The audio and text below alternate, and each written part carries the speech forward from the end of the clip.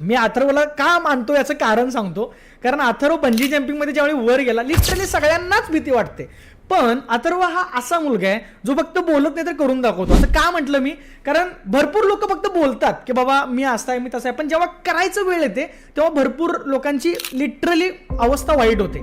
Bungee jumping किती जरी strong माणूस असला तरी तो वरून जेव्हा खाली बघतो तेव्हा त्याचं म्हणजे डोळे फिरतात, 100% फिरतात.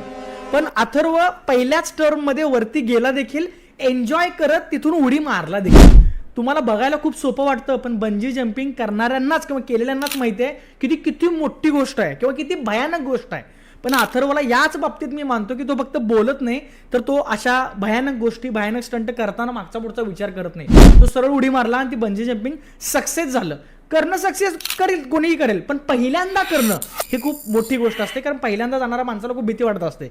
आणि अथर्व पहिल्यांदाच गेला आणि पहिल्यांदाच त्यानं उडी टाकून पहिल्याच अटेम्प्टमध्ये तो सक्सेस झाला. त्यामुळे मला अथर्वचं ते एक भारी वाटतं की तो जे बोलतो त्या पद्धतीने तो म्हणजे करतो देखील.